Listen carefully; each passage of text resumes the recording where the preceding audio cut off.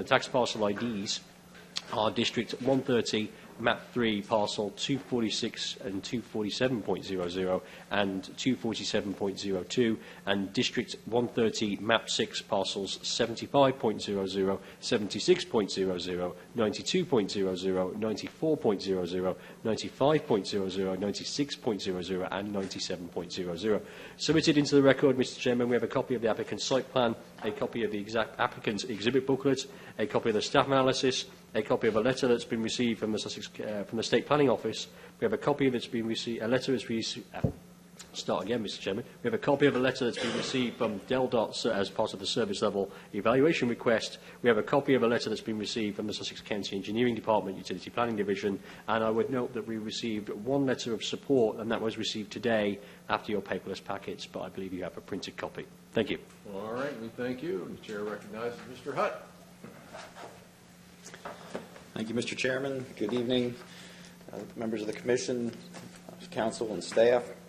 For the record, my name is David Hutt, a local attorney here in Georgetown with the law firm of Morris James. This evening, I am representing the applicant, Freeman Solar, LLC, the applicant for the conditional use that was just introduced by Mr. Whitehouse. With me as part of the team here this evening, when Mr. Davidson gets the image up on the screen, you'll see there's a whole list of names of people who are involved in putting together the materials that are part of the record. But with me this evening is Mark Davidson, of course, principal land planner with the Pannoni Group, who you're all familiar with. And the representative from Freeman Solar, which is a subsidiary of Brookfield Renewable US, is John Soininen. And there are other members of the family here that from the Calhoun family that I'll get to and introduce a little more as I go through my presentation this evening. And that is the slide that I was talking about. You can see the list of people as well as their qualifications that were involved in the preparation of the materials and the various studies and reports that comprise those materials. Tonight's application deals with something that, of course, is one of life's modern necessities, which is, of course, electricity. The safe, reliable, and renewable production of electricity is a primary focus of local, state, and national government.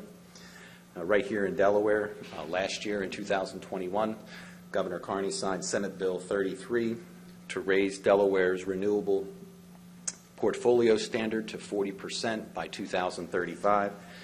I think the simple version of that is that means that by 2035, 40% of Delaware's electric consumption has to come from renewable sources, and of course solar energy is a renewable source of energy. In addition to those governmental programs and mandates, of course, private businesses are also making similar significant pledges and promises to their shareholders and to their consumers as they seek to modify their environmental footprint. Also last year, in 2021, Google committed to run all of its operations worldwide on carbon-free energy by 2030. And in order for those governmental agencies, businesses, and even private individuals to accomplish all of those goals with respect to renewable sources like sunlight, to convert those to energy and electricity, applications like tonight's conditional use application are necessary under the zoning code to allow for that to occur. I know this commission is familiar with these types of applications, as over the past several years, the commission has seen several of these applications for local utility level solar fields ranging in a various number of size from 40 to approximately 90 acres. Tonight's application is for a transmission level facility on approximately 350 acres that will create a clean supply of renewable energy. And you can see the area is shown, highlighted in red on the screens around the room. And as it was introduced by Mr. Whitehouse a moment ago, the application does consist of 10 tax parcels located on both sides of Calhoun Road. And Calhoun Road sort of runs from the top to the bottom of the screen. And a geometry teacher would not like this, but I would say it parallels Route 113 but it is not a perfectly parallel line to 113. Well, you're a lawyer, not a mathematician. I appreciate the indulgence. It's more or less, you know. Oh, man. Ever hear that in math class? That's an incorrect answer in math Two class. plus 2 is not more or less than 4. It is 4. One of the owners of those 10 parcels is here this evening. She just raised her hand, Donna Calhoun, and she lives along, and Mr. Davidson's pointing to it, she lives along 113.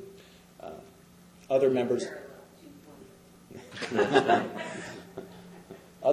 of the family live within the solar field itself, where at the northern end, where Mr. Davidson has the cursor.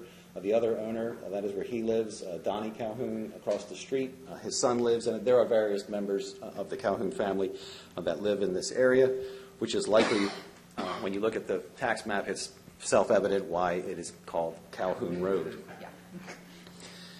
As you would expect, with all of the family that lives in this area and the name of the road, this is a property that has been farmed by the Calhoun family for multiple generations, and presently continues to be farmed. So if you drive there today, you will see agricultural use for all of the acreage that we are talking about. Looking at the slide that is on the screen presently, you can see that agricultural use of the area. The other significance of this is you can see with the white lines that are shown on the screen, sort of the breakdown of the 10 parcels that create this conglomeration of 350 acres of land. And on the right-hand side where the cursor is, you can see the developable areas split between the various sides of Calhoun Road, the list of all the various parcels. And if we look at the next slide, on the left-hand side is, of course, the Sussex County zoning map, and on the right-hand side is the county's future land use map. With respect to the county's zoning map, what's shown on the screen there are 6 different zoning classifications in this area. I'm just going to start at the top. You can see the yellow area, which is the MR area. You can see within that MR area, there is the red, which is C1, general commercial, and then on the left-hand side of Shawnee Road is a B1 use. When you travel down on the left-hand side of Calhoun Road, that light tan color is GR, general residential. On the opposite side of Calhoun Road, where there is no coloring or shading, that is, of course, AR1. And then the 6th zoning classification is all the way down in the bottom right-hand corner. There is a dark gray area. It's hard to distinguish that between the aerial imagery that's shown there, but that is HI1, heavy industrial. And most of you would know that is, of course, the Fitzgerald site. When you look at the future land use map, there are, again, a number of areas, but primarily the light brown or light tan color that consumes most of the property is the county's developing area, one of the growth areas. The white or uncolored area is, of course, the county's low-density area. I think it's dark blue or purple, where Fitzgerald's is industrial. And then you can see the darker brown, which is, of course, the city of Milford boundaries itself. And speaking of the city of Milford, if we move to the next slide, you can see on the left-hand side is the zoning map, and on the right-hand side would be their future land use map. The 2 zoning designations that are adjacent to this property, there's a red color, which is C3 in the city of Milford, which is their highway commercial district. And then if you look at the light tan color there, that is the city's R3, which is their garden, apartment, and townhouse district. On the right-hand side is, of course, the future land use map. You can see the thick green line shows the areas that are potentially slated for future annexation or expansion of the municipal limits of the city. If we can go back a slide, the aerial imagery here demonstrates the nature and character of this area. As was referenced before, of course, much of the land in this area is agriculturally used. There are, of course, as is typical of most of rural Sussex County, in addition to the farmland, there are a number of residential uses in that area as well.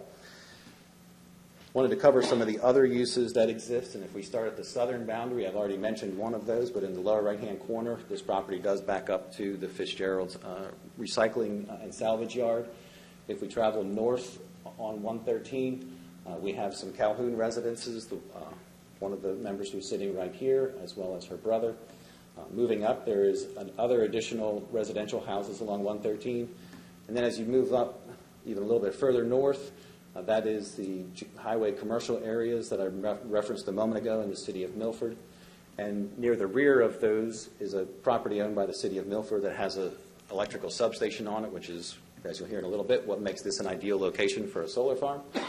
And of course, next to that is something that we see around here regularly in Sussex County, but all of Delaware. There's a Delaware Solid Waste Authority Milford Transfer Station, a relatively new agricultural-looking building up there. As you continue north on 113, if you were to drive by there right now, there's an awful lot of site work going on for the Cypress Hall apartments, townhomes, and single-family homes that'll be there. If we can move a little bit to the left along the boundary of the property, what you can see a little bit south of the zoning line is the Milford Grain Company. That, of course, is right on Shawnee Road. And then at the northern boundary of the property would be Shawnee Road itself. The state strategies map show these properties as being within level 2 and level 3 areas on those maps. The properties are in Zone X on FEMA's maps, which, as the Commission knows, means that they are not within the floodplain. There are wetlands located on the property. We can go to the next slide right there. And starting at I'll start at the upper left-hand corner. You can see the blue shading there, which shows some wetlands moving to about the middle of the site along 113. There is some wetlands area there, and then sort of between this property and Fitzgerald's, there is another area of wetlands. Those have been delineated, and if you look carefully at the site plans that are part of the materials, there is proposed a 25-foot setback between any of the panels and those wetlands areas. One of the things, as you know from the other applications you've seen, that are the positive features of a solar farm use is, of course, that they don't tax the infrastructure of the county or any other governmental entities at all. There are no new children being added to burden a school district. There's generally not fire support that's needed or other emergency services that are needed. And of course, similarly, you don't need water and sewer at these sites because other than when construction occurs, the sites are very rarely visited just for routine maintenance or a checkup on the site. And any water need would be satisfied by the agricultural wells that exist on the site. Similar to that lack of taxing the infrastructure, a solar farm also does not tax the traffic system of these roads or the road network. As Mr. Whitehouse indicated when he introduced the application, DelDOT responded to the service level evaluation request, and in that response, and you don't get to see this word used often in the response from DelDOT, but according to DelDOT's Memorandum of Understanding with the county, the traffic impact was described as diminutive, and under that standard, that's as close as they'll ever come.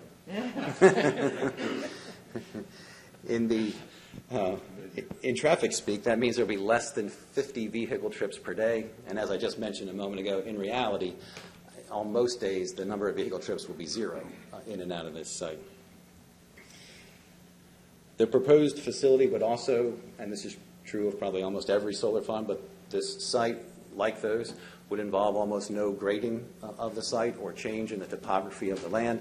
As this is a flat site, the contractor would look forward to coming in and just installing the solar arrays where they are.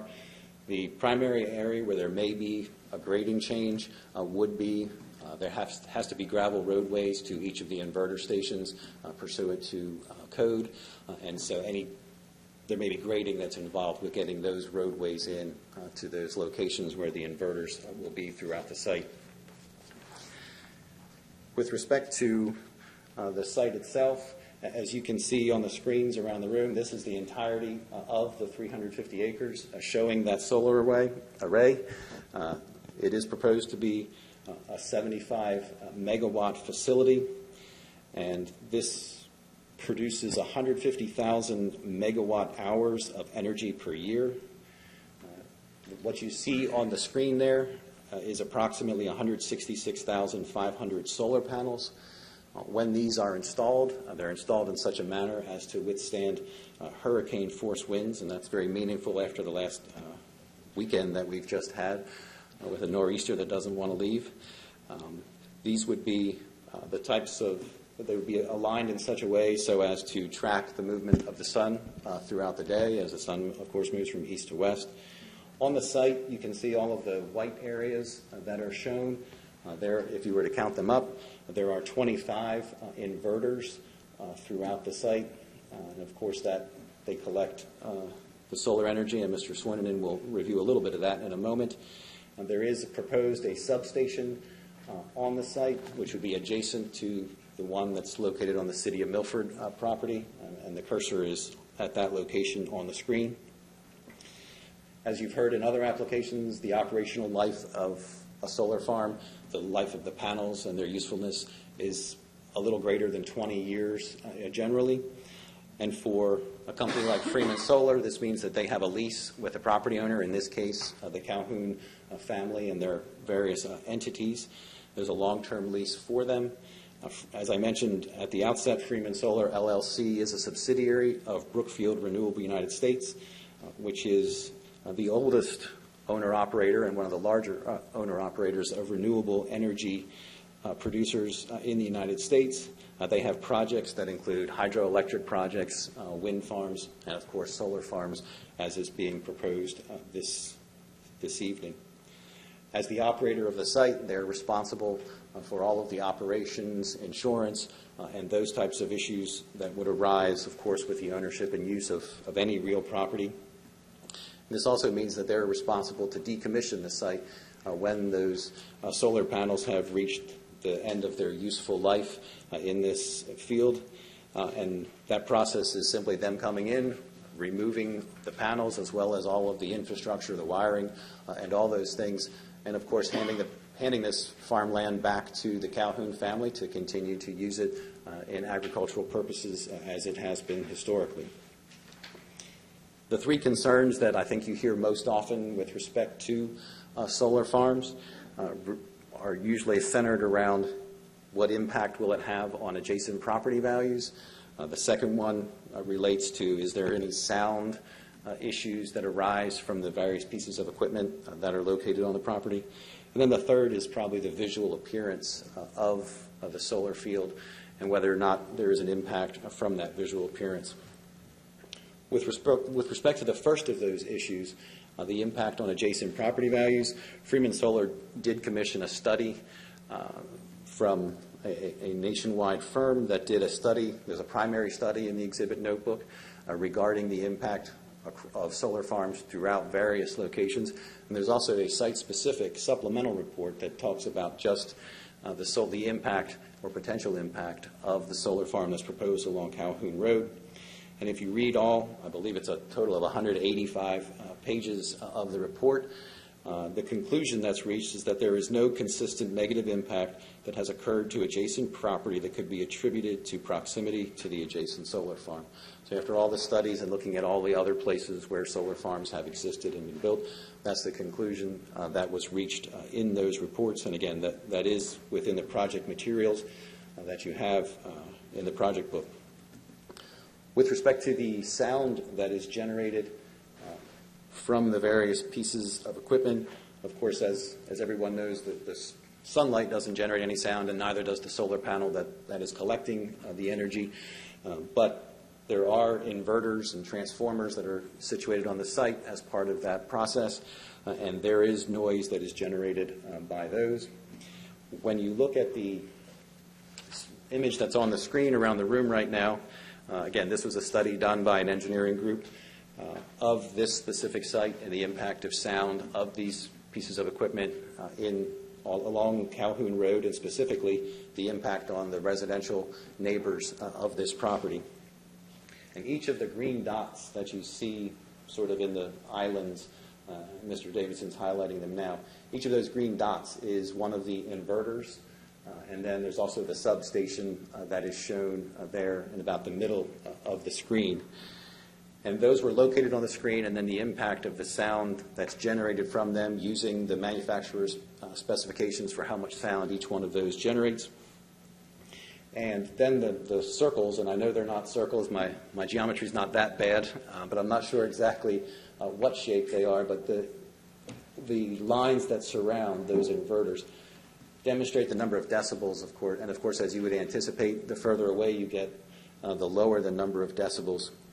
And right next to the inverters themselves, there's a red line or circle that goes around each of the inverters. And the number of decibels right at the machine itself, right at the inverter, is 60 decibels. And to compare that to something that we're all familiar with, 60 decibels is a normal conversational tone. 60 decibels is also the air compressor that's outside your home, if it's functioning correctly. That's the amount of noise it generates. And you can see then, of course, as you get further away, and you don't have to move very far away, for the number of decibels to drop significantly. You can see the yellow line, basically the next line out from the red line. At that yellow line, the number of decibels is 45 decibels, which is approximately the sound of an interior appliance in your home or a refrigerator. So by the time you get just that short distance away, you're down to a normal household sound. And when you look at the report itself, the project was designed and the inverters were laid out so that there are no homes or residential uses that exist where the sound is more than 45.8 decibels. And of course, there's two important considerations with respect to this. The first is, and sometimes you hate to state the obvious, but these things operate during the daytime as they're collecting the sunlight. And so that noise from the inverters is only going to exist during the daylight hours when they're actually producing the electricity or the current. The second is that while there is no local sound ordinance, of course, here in Sussex County, DELDOT and DENREC do have regulations regarding noise as it's generated by industries and businesses. And when you look at those, they separate the day into two time periods. There's the daytime, which is 7 a.m. To 10 p.m., and then nighttime, which is the balance of those times, 10 p.m. to 7 a.m. And during the daytime, what their regulation says, and it deals with, for DELDOT, it deals with residential uses that are adjacent to highways, and for DENREC, it's businesses that are adjacent to residential uses. What it says is that you can't exceed 65 decibels at the residential use. And as you've just seen, these are significant. They're 20 decibels lower than that at the residential uses. So it easily complies with those requirements. The nighttime standard is that it has to be quieter than 55 decibels. And again, this is even during the day when it's operational. At the residential use, it's 10 decibels lower than that requirement. The third common concern that's most often referenced by neighbors, and in a moment I'll be relaying some of those specific concerns in this application, but the concern is the visual impact of the solar panels themselves on neighboring properties.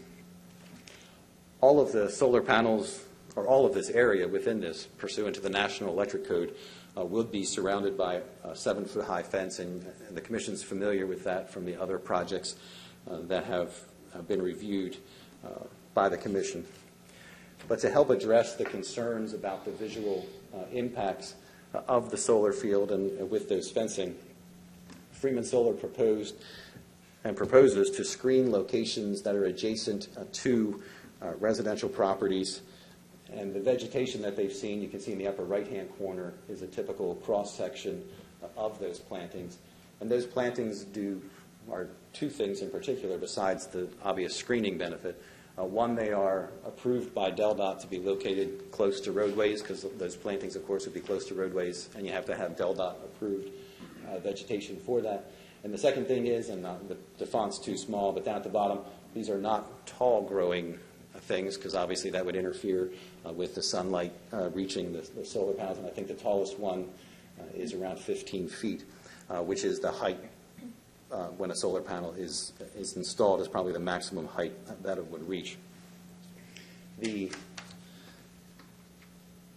can see the plantings that would be installed pursuant to that proposed cross-section.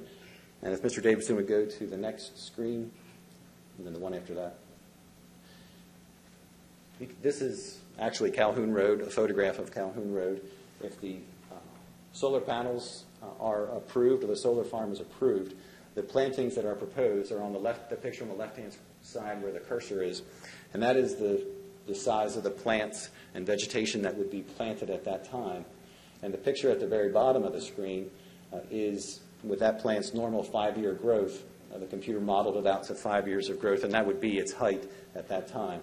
So that's at 5 years what Calhoun Road, those sections that are adjacent to residential homes, would look like.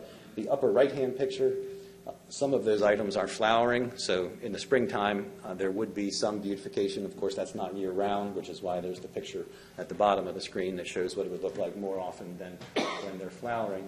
And if we can go back now, Mr. Davidson, you can see the locations that are highlighted here in fluorescent green with respect to where that planting and screening would be located. And as I indicated a moment ago, that screening lines up with where there are adjacent residential uses of properties. And if we can go back one more. What you see on the screens right here, and I know that there are people here who were in attendance. The applicant sent out an invitation and invited the neighborhood to learn a little bit about this project. And I think that meeting occurred last week. And what you saw on the project books is a little different than what you see on the screen here. So I wanted to go over those differences. And the scope of people that were invited to the meeting is a little broader than the 200-foot radius that the county puts around properties. We invited a greater number of people along the Calhoun Road neighborhood corridor. And what I wanted to go over in particular was the differences between what was shown to those individuals and what is shown here tonight, and to proffer and to be very clear, given the discussion that occurred earlier this evening, that this is what's being proffered and would be acceptable as a condition to the applicant. In the upper left-hand corner of the screen, there is a line of buffering and screening that was added. If you start at Calhoun Road and go to the left, that was requested by neighbors who live immediately north of there, who didn't want the view, I guess, out of their backyards and such to be those solar panels. So that line was added. That is not, again, that's not in the information in the project book, but is being proffered. And then the neighbors that live along Route 113, where Mr. Davidson has the cursor, they requested screening as well. One thing that may change, there is a jog in the line that sort of surrounds Ms. Calhoun's house. That may go straight across rather than going into her property, but along that boundary of the property or border of the property, that line is new, and that's an additional 2,600 linear feet of screening that was added. And that's why I indicated a moment ago, the visual impact is what I think most often people discuss when they talk about solar farms. And I would say that was one of the primary topics that was discussed at that neighborhood meeting was the visual impact. And those neighbors that I just referenced requested additional screening. And again, it is proffered this evening as a condition for that. At this time, I am going to ask Mr. Swinnerton from Brookfield Renewable to introduce himself to you. And in particular, I'm going to ask him if he would address two questions in particular. And then when he gets done, I'm going to make Just a couple of concluding remarks. The first question I wanted him to address is how a solar project works generally, and that I don't think he needs to spend much time on because you've seen several of those applications, but more specifically how that project would work on this property in Calhoun Road and all the various components would connect and work. And the second item I'm going to ask Mr. Swinnerton to address is the interconnection between this solar farm and PJM and where the project stands in that process.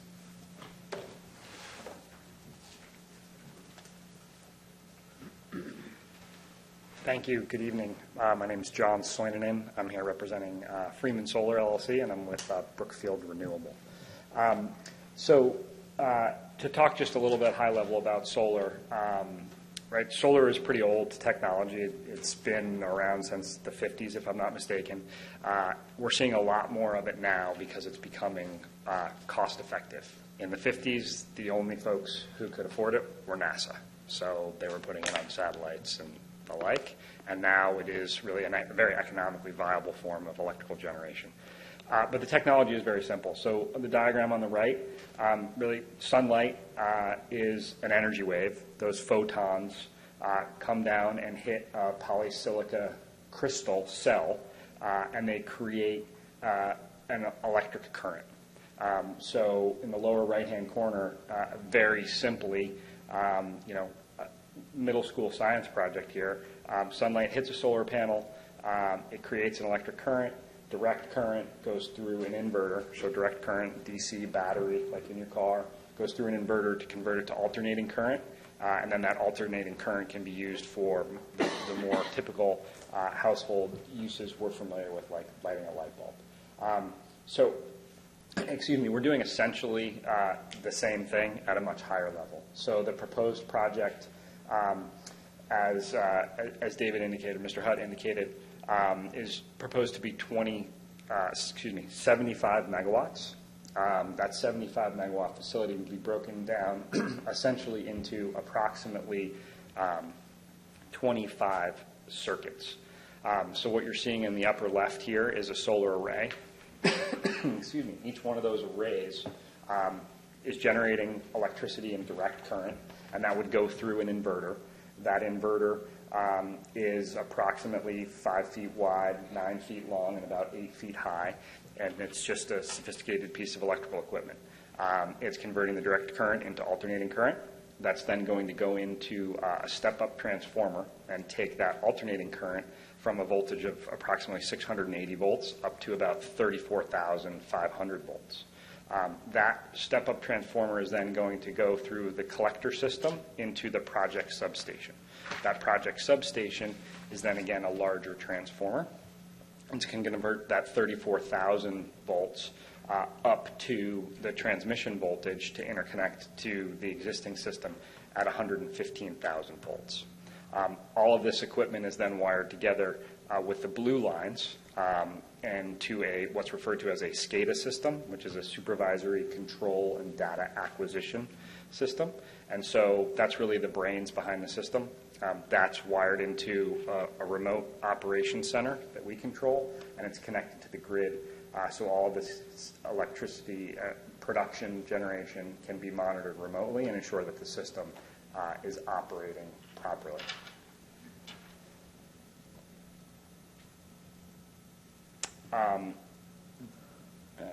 Let's see.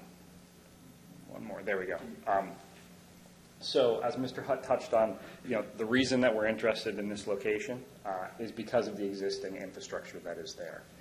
The Farmview substation is owned by or operated by DP&L, and that's what brings us here, is that we have the ability to utilize that existing infrastructure to connect and produce energy and put it into the grid for wholesale and then broader consumption. So we have submitted an application to PJM.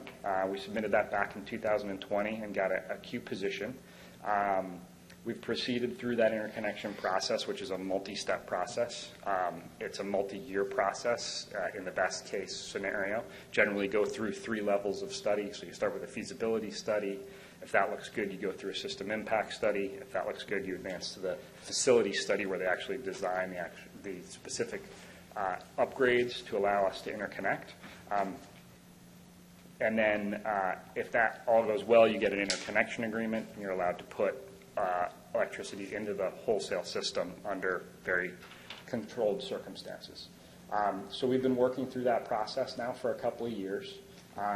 We got the results of the system impact study in October of last year, or September of last year, and moved through into the facility study process. We signed an agreement to advance that study, and we're told that we would have feedback from that by May of next year. Subsequently, we have come to understand that there are some issues and constraints within PJM. They currently have a backlog across the network of about 2,000 projects, and so they are working through a queue reform process to try and weed out some of those projects. So it's a complex and candidly cumbersome process, and I'm happy to answer any questions on that. I think offering this information to explain that we are working in parallel paths here, and that ultimately this facility is probably a little bit different than what has been proposed and developed to date, because we are not connecting at a distribution system voltage. We are proposing to interconnect at transmission voltage, and as a result, that's regulated by FERC. That authority is delegated down to PJM, which is the regional transmission operator. We're working with PJM, but there are delays in the system, and so the timing of that is a little bit unknown. I think those are the issues.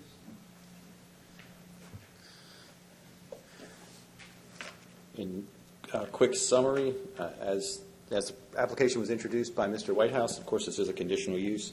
As you know, conditional uses are uses that are generally of a public or semi-public character and are essential and desirable for the general convenience and welfare, but because of the nature of that use and the importance of their relationship to the comprehensive plan and possible impact not only on the neighboring properties but on a larger section of the county, require the exercise of the planning judgment on location and site plan and conditions and those types of things.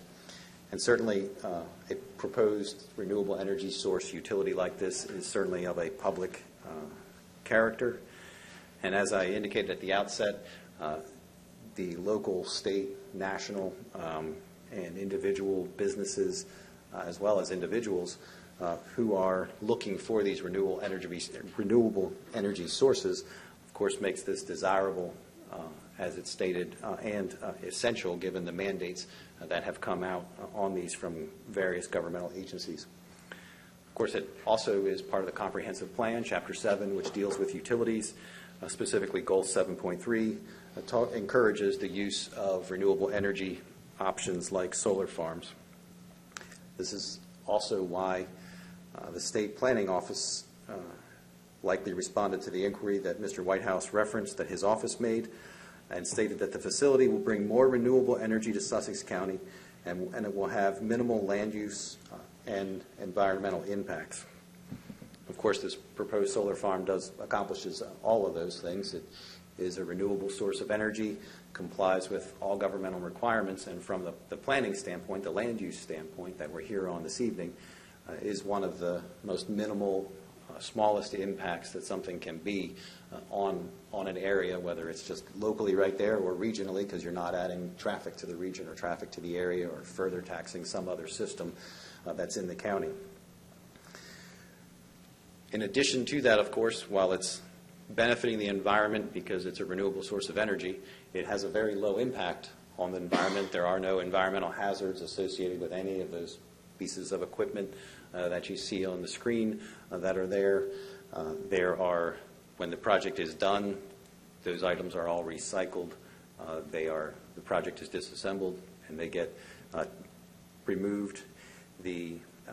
At that point in time, the project, of course, is returned to agriculture. The property itself is returned to agricultural production, having not had agricultural production on it for the last 20 to 30 years as well. Two things I did want to comment on just in housekeeping matters. One is In the project book, the property value impact report had a watermark on it that indicated that it was a work in progress. And if you'll allow me, I will submit the version that doesn't have that watermark that says it's not a work in progress. And the only change is that it does not have that watermark, and there is a date that is situated on the form. The other item that I will hand to Mr. Whitehouse and Mr. Robertson here in a moment is a proposed set of findings of fact and conditions. And you'll see when you look at the conditions that what we attempted to do was to track the conditions of the other solar farm projects that have come before the council. And of course, one of the conditions is that landscaping requirement. I know that was a concern of the neighbors, is you say you're going to do that, but how do we, and we heard it tonight, we heard you say you're going to do that, but how do we know that? And even at that meeting, I emphasized that the assurance that they have is that if it's a condition that gets placed on the final site plan for the project, if that landscaping buffer is not installed, someone should contact the county. The county will send out the constable, and the buffer will have to be planted, or there will be other repercussions to the developer of the site. With that, I'm going to hand these to Mr. Whitehouse and Mr. Robertson, and that will conclude my presentation. We're certainly ready to answer any questions that the commission may have. All right, sir, we thank you. We'll see if anyone on the commission has any questions for you. And we'll start with Mr. Hopkins. You know, when I drove out there, I think it was yesterday, it looked to me like a perfect spot for something like a solar field. You have the big power lines right there, the substation. I mean, it's kind of in the backyard of the transfer station. So, I mean, I think I understand. I think I understand the request, and I don't have any other questions. Okay, Ms. Hoy Stevenson. I mean, I had to giggle when you said you went out further than usual to talk to people in the neighborhood, because you had to do that to get somebody whose last name wasn't Calhoun. So. That's it. Now I have no questions. Sorry. Okay. Mr. Whitehouse? None for me, thank you. Counselor? The only question, just to the proposed conditions you submitted, does that incorporate the statements you made about the landscape buffers, the location? Because you mentioned that the exhibit book had been updated, I guess, basically, what you proffered. I just want to make sure what's in here is, without having a chance to read it yet, obviously, since it was just submitted. Certainly, and just so it's clear, the update was because that neighborhood meeting occurred after the project book was submitted. And yes, condition E says that the applicant shall submit as part of the final site plan a landscape plan showing the proposed landscape design for the location of screening buffering shown on the preliminary site plan during the public hearing. So hopefully that is specific enough to nail down that what's shown, it's not that slide, but what's shown on that slide that we talked about tonight would be the screening in those additional locations. Okay. Thanks. That's all I had, Mr. Chairman. All right, sir. Thank you. Okay, Mr. Hunt, if you'll take a seat nearby, we'll see if there's anyone here that has an interest in your application. Is there anyone here that would like to speak in favor of conditional use number 2298, Freeman Solar, LLC? Is there anyone here that would like to speak in opposition to conditional use number 2298? Opposition. You didn't see her. She raised her hand first. Oh, I'm sorry. Somebody say it again. In favor? In Raise favor? Okay. Well, if you'd like to come up and speak, please do.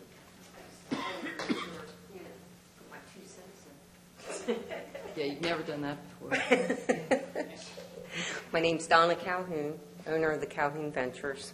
Okay. And that's correct. We were approached by this company. And, you know, I was a believer. My father always said, it's too good to be true type thing, this concept. We were approached with farming prices and things with the land and different things. I mean, it's really hard for my brothers to make a living farming. So we decided to look at this solar project, and we worked hand in hand, and I was pretty hard nut to crack. I wouldn't answer their phone all the time, and just had a lot of questions myself. But we worked through all of that, and my biggest concern was, what are we going to do when this stuff's done in 20 years, you know? I don't want to look at solar panels and weeds and, you know, all this, hoping to be living until that point. And they said, we'll put that in the contract to clean it up and everything. And I just truly believe in this project because of the way gas is going and all the prices of electric and the way we're really tearing things up in the ecological system. I think that this will really make a difference, and it's a big enough project that it's going to provide enough power for a lot of things. So I'm looking forward to it. Right. So. Thank you. Anyone else like to speak in favor? Yes, sir.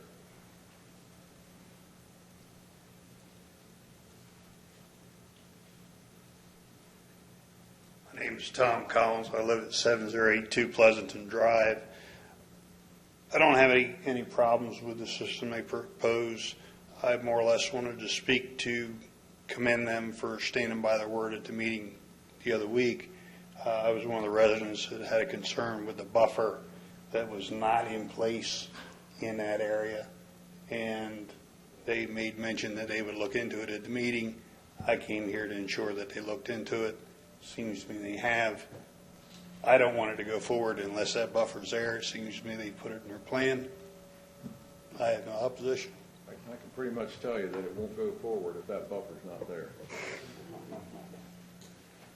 Okay, anyone else like to speak in favor? Is there anyone here that would like to speak in opposition to conditional use number 2298? Operator, is there anybody standing by who would like to speak in favor of or in opposition to conditional use number 2298 Freeman Solar LLC? At this time, there is currently no one on the line. All right, we thank you. Commissioners, any further questions? Okay, there being none, we'll close the public hearing.